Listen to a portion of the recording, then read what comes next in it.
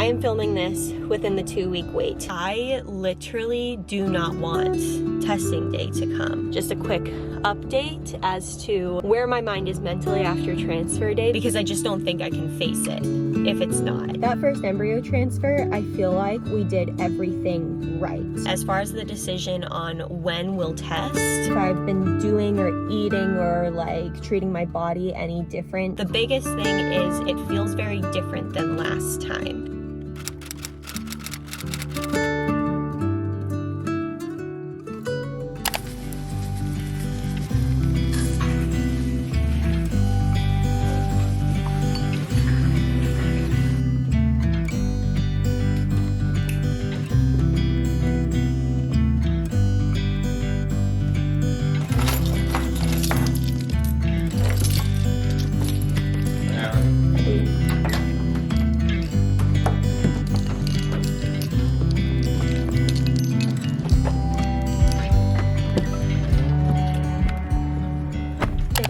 Literally such a beautiful day. I have to check the temperature outside right now. I could just start the car and it might probably tell me. 43. It feels like 50 something degrees outside. Shoot, I did not change out the battery. Hopefully I have enough battery for the errands that I'm going to run. But guys, it is a Friday. It is a weekday, and I am for the third time going to get these keys situated. We're going to get a full set of keys on each of these. Then I have a brow appointment, but it's not until 11:40 and it's only 10:15. So I'm gonna do the keys, and then I got this shirt from Aerie that I want to return. There's a whole saga with that one, but I am filming this within the 2-week wait. So I thought that I would also give just a quick update as to where my mind is mentally after transfer day, because it's definitely like all over the place, and chat about testing and my thoughts on that, and just like, hopefully one of you guys out there, at least one of you, can relate to just all of those things. So I thought we could chat about them. But the number one thing is to keep busy, and that's what we're gonna do. Let's run some errands.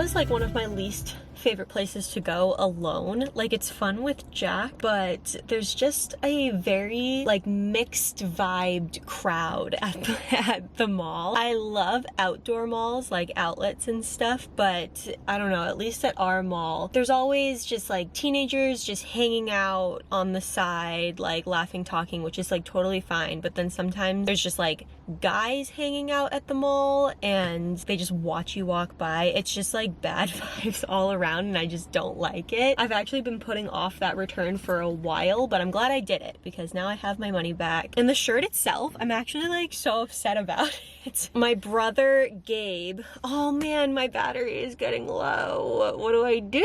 I'm gonna save the shirt saga. Basically, my brother Gabe got me like a gift card for Christmas, and I was waiting forever for that waffle, like it's like a loose waffle Henley at Aerie to like go on sale, because they were charging like $50 for it, and I was like, no way, Jose. And I waited forever, snagged it when it was like $30, and it fits horribly. Like, it's just so awkward, and it's just like not good quality. Anyway, I have a little bit before my brow appointment, and if my battery goes, I'll just figure out a way to film on my phone. But this 2-week wait has been definitely just mixed feelings all around. Like, every day is like, what are we gonna get? Are we gonna get hopeful, positive, excited, or are we gonna get fearful, negative, creeping in thoughts type of thing? It's just day by day, and I feel like overall Jack and I are trying to keep the vibes high. But the last time during the 2-week wait, we were just like, oh my gosh, so excited, can't wait until testing day. We had decided last time that we were gonna test 7 days past transfer to make sure that if there is a line, it's definitely a line, because most women will see like a line at 5 days past transfer. So we thought 7 was pretty safe. And when we didn't see a line at 7 days post transfer, we were like pretty positive that it just wasn't gonna work. But this time, I literally do not want testing day to come. As far as the decision on when we'll test, we didn't decide until probably like 2 days post transfer, like specifically when we're officially going to test at home. I think going into this transfer, we knew that we were going to test at home versus just waiting for the beta phone call, because as devastating as it was, I wouldn't have wanted my world to come crashing down over the phone with a nurse, or like being so incredibly anxious just waiting for a phone call. I think my least favorite activity during infertility and during just like our experience with our clinic, which we love so much, we love our clinic, but it's waiting for any sort of phone call instead of being in charge of finding out news, you know, whether it's my follicle sizes or, you know, whether I'm set to go in for my transfer. Like, I hate waiting for phone calls, you know? So that phone call, I wouldn't want to just like be waiting that day. I wouldn't be able to get literally anything done that day without knowing, versus doing at least a test, like just an at-home test, and knowing roundabout if it's gonna come back positive, if the beta's gonna come back positive, or if it's just going to most likely be negative. Doing that for ourselves and then having that time for ourselves, as horrible as it was, if we had to choose between a phone call and finding out at a at-home test, even though like it's not 1000% accurate, you know, it was just better for us in general. But with that said, I think that we both just don't want to test. We just don't want to test. We don't want to find out over the phone. It's almost like I want to just blissfully go about like taking these medications for the rest of forever and just thinking that I'm pregnant, because I just don't think I can face it if it's not again. I'm like really afraid of that. But since we don't want to find out over the phone, and since we don't really want to test, like, because we're just scared, we decided that we're going to test the morning before beta day. So not the morning of, because if our world comes crashing down, the last thing I want to do is go into the fertility clinic. It was horrible. And I just wanted to sit in my sorrow and cry and sit on the couch all day. Like, that's all I wanted to do. So the morning before beta will be, how many days past transfer will that technically be? That'll be 9 days past transfer will be when we test. Oh my gosh. The last possible day that we will be doing an at-home test is when we'll do an at-home test, basically. It's so funny. I think going into this year, and I chatted about this in my like 2023 updates, just like going into the new year, I was feeling like so lucky, you know, everything was always gonna work out for us. I loved how everything always worked out for me. And I was just bringing that lucky girl syndrome and that manifestation and just like positive energy, and I felt so good. And I feel like we both felt so good and everything was working out. It was weird how everything was working out, and like there were so many positive things. And then the moment when this actually needed to continue, the moment these vibes needed to continue on during our transfer period and during this 2-week wait, it's been the hardest to keep those vibes going. But Jack and I still, every day when we're like, we're kind of afraid, we're scared, I'm terrified, like it feels like a lot, you know? Jack always looks at me and he's like, but I love how everything works out for us. I'm like, I know. And then we like feed off of each other and we just try to bring that energy up. But it feels like we are almost not forcing the energy, but it just feels harder to keep the energy up during this most important time that the energy should be high, because of the fear behind this second transfer. We've said this before, but it's like knowing the pain that a failed embryo transfer caused both of us. That's the scariest thing to anticipate. It is so scary. I'm trying so hard to not think about it, and I don't know. I know I'm not alone in that, but I'm just trying. I'm just trying. But I don't want testing day to come. It's like I want to be pregnant, but I don't want to test. Like, I don't want to know, you know? I thought about going into specific symptoms that I think I've been feeling, but honestly, and this is just like a me thing, if I was listing the symptoms that I kind of noticed throughout these days and then I didn't end up being pregnant, I would feel really silly, which I know is stupid. I know it's stupid. Like, I'm allowed to just like be excited, think symptoms are symptoms. Like, I get it. But if this ends up working out, because it will, this will work. The second transfer will work, and we'll be so excited, and it's just going to happen. But if it does end up happening, that's when I'll let you guys know the specific symptoms. But just know that I think I've been feeling some things.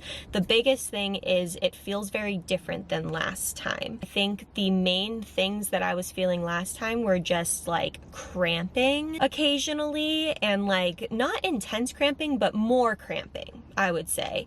But this time there's definitely some mild cramps and things when like I move suddenly, or when I get up in the morning, or you know, if I move after not moving for a while, I'll be like, oh, okay, yeah, there's like some dull cramping or whatever, but it doesn't feel like the last time. And I feel like anything different from last time is a good thing. So I don't want the same experience as last time, because that's the only thing that I know, and it didn't work, you know? But I was looking up like common symptoms for embryo or like successful embryo transfers last night, and I shared them with Jack, and we thought it was hysterical because listen to this. Cramping after frozen embryo transfer. Cramping after an embryo transfer can be a positive sign that the transfer was successful, but it can also mean menstruation could happen soon. Medications taken during IVF can also cause cramping, making it a common symptom. Okay. Bloating after frozen embryo transfer. IVF medications increase the level of progesterone in the body, which can lead to bloating. It can be a positive sign of pregnancy due to the influx of hormones, but many other causes can result in bloating as well. My battery died during that rant, but basically every single freaking symptom that lists under like the potential for a positive embryo transfer or like a successful embryo transfer, it's like, or it could be this, or it could be that. And I'm like, this is awesome. This is literally awesome. It could have failed, or it could be just my medication, or it could be working. So it's just such a mind game. And I think that's the worst, not the worst part, but I think it's just like so hard when you're looking for things because you can't help it. But you also know that you're literally pumping your body full of hormones, and that could also be the cause of it. So I don't know, you guys. Where do I want to put you guys? Is that okay? The other thing that I wanted to share was having to do with like what I've been doing, if I've been doing or eating or like treating my body any different from the last embryo transfer. And honestly, that first embryo transfer, I feel like we did everything right.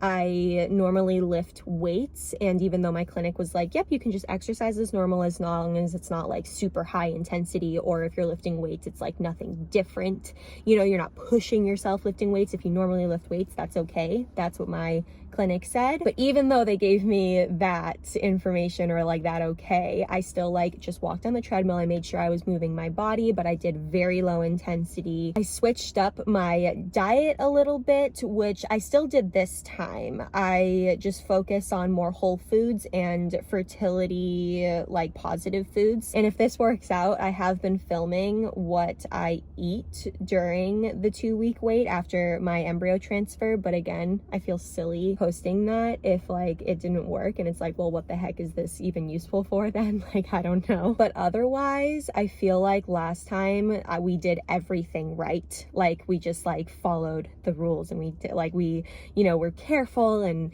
you know, I didn't run. There's all these things, right? I wasn't up on my feet all the time, and you know, we were working out like low impact and things, and it didn't work. And so it kind of taught me like, no, I don't want to be like jumping around, you know, in one of those trampoline parks necessarily right now. But if I did everything right the first time and it didn't work, then I'm just going to go about my life. I'm going to go about my life this time and working out just as I normally would. I laid on the couch most of the day during the first, like during transfer day, and that's what my clinic advised. But right the next day, I was just up and at it. I was walking around. I was just doing my best, just doing my usual things, and just not stressing the little things. Like, I don't want to take, for example, super hot showers, because that's like a common thing that they tell you. I'm just doing smaller adjustments and not stressing about the tiniest little things that might throw off my embryo implanting, and just trying my hardest to realize that if it doesn't work, it's not my fault, and I'm just following my clinic's instructions, and I'm not going like above and beyond, because that was exhausting last time and it left me confused and hurt and angry, because it's like, wow, I really did do the most and it didn't work. So I took that and I applied it to this transfer. So that's kind of what I've been doing this time.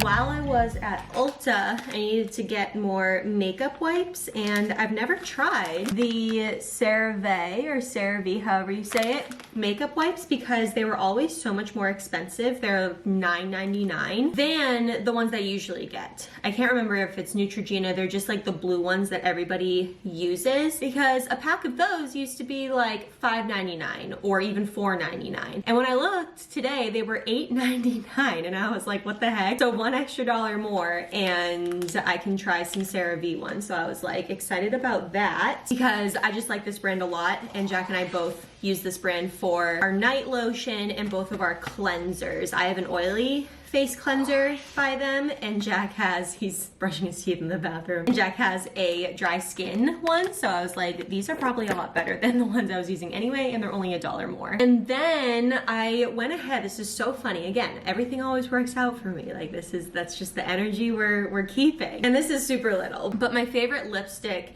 literally ever for years has been the Charlotte Tilbury Pillow Talk lipstick. And as you can see, we're really running on fumes here. And I just don't want to get to a point where I'm like completely out of it. It barely has a point to do my, is this called a Cupid's bow? So I kept saying to myself, I'm like, I want to look up a dupe, because this is like $30 or something like that. And if there's a drugstore dupe, I'm gonna go ahead and try that one, because drugstore makeup has come such a long way since like 2016 or so, when really the best products that you could get were at Sephora, but now drugstore products are making all of these like crazy dupes and stuff. So I kept having it on my to-do to like look up a dupe of it, but then I saw that Laura Lee uploaded a video last night, and it was all about drugstore dupes of like viral makeup products, and I looked around on the thumbnail and I noticed this packaging for lipstick, and I was like, no, she didn't. She literally covered, the one lipstick that she covered as a dupe in that video was Pillow Talk by Charlotte Tilbury, and I was like, that's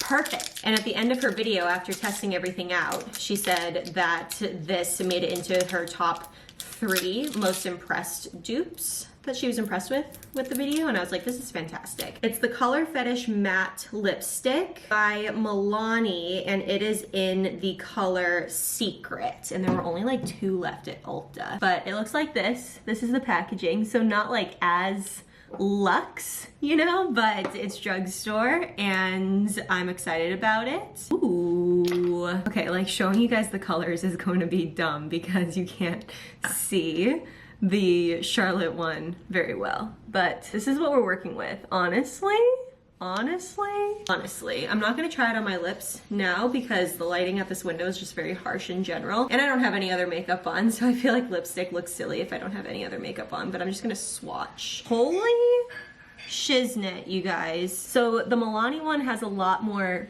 pigment, because I can't get like full pigment because it's like literally scraping the bottom of the barrel with the Charlotte Tilbury one.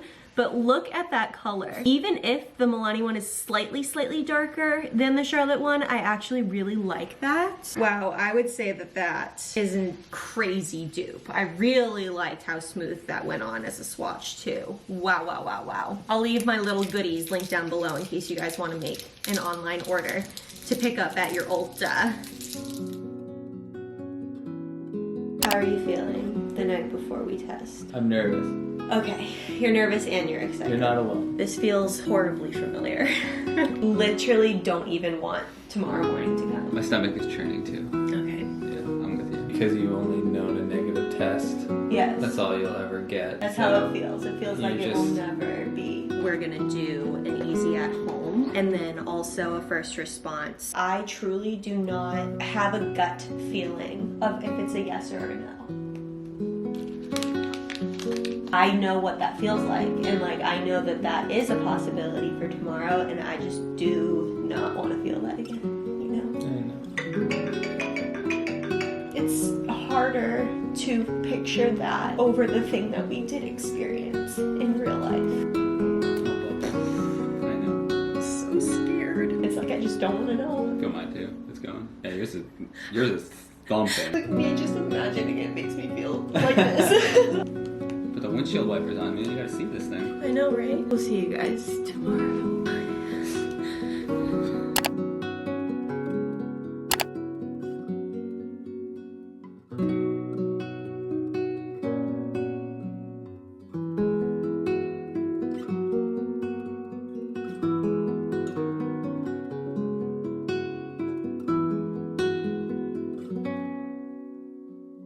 Thank you.